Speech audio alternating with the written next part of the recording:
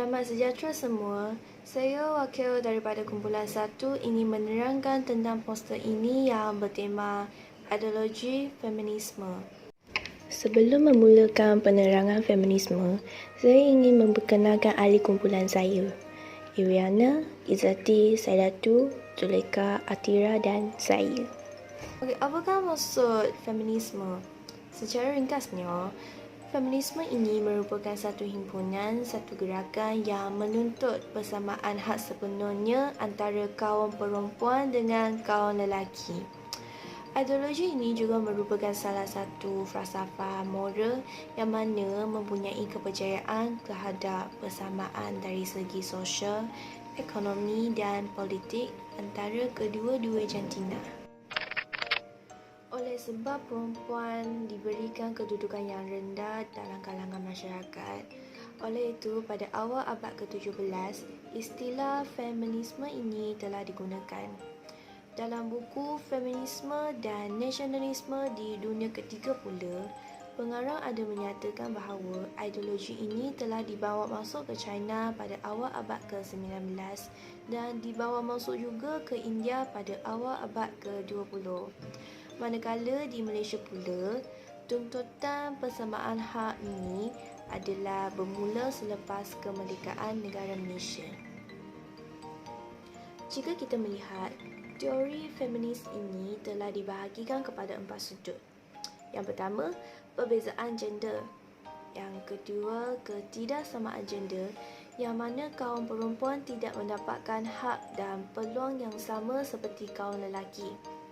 Yang ketiga, tindasan ke atas dasar gender, yang mana persoalan yang berkaitan dengan kekongan dan tekanan daripada kaum lelaki ke atas kaum perempuan. Yang keempat, feminisme gelombang ketiga, yang mempunyai persoalan tentang dominasi, iaitu status, dominasi lelaki ke atas perempuan ataupun dominasi perempuan ke atas perempuan. Feminisme ini telah memberikan impak dalam kalangan masyarakat. Pertama sekali, jika kita lihat daripada aspek kemasyarakatan, penjagaan anak adalah tanggungjawab kedua-dua pihak. Undang-undang ke atas alat pencegahan kehamilan adalah tidak patut tersekat.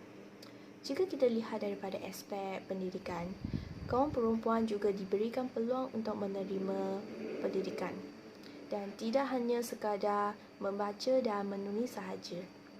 Jika kita lihat daripada aspek ekonomi, wanita juga berhak untuk bekerja di luar rumah dan mendapatkan layanan atas naik pangkat, naik gaji setara dengan kaum lelaki.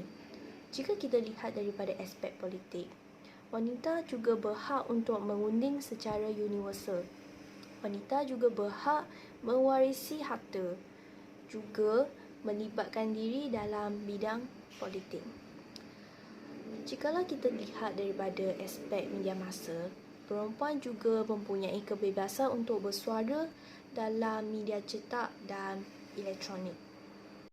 Untuk melihat kefahaman rakyat Malaysia terhadap ideologi feminisme, kami telah mengedarkan borang soal selidik kepada 87 orang secara rawak.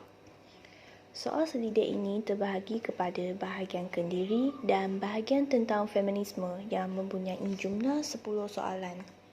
Daripada data yang kami kumpul, majoriti responden adalah kaum perempuan, iaitu 67 daripada 87 orang responden yang dalam kategori umur antara 13 hingga 20 tahun. Jika kita meneliti daripada beberapa soalan, kita dapat melihat data daripada soalan 3 telah menunjukkan perbezaan yang tidak ketara. Daripada soalan ketiga yang menanyakan responden tentang pengertian feminisme ini, kami telah mendapati adanya lebih kurang separuh daripada 87 responden tidak mengetahui tentang ideologi ini. Pada soalan 7 pula, responden telah ditanyakan setakat mana mereka rasa perubahan kedudukan wanita dalam kalangan masyarakat akan menyebabkan pengetepian kaum lelaki.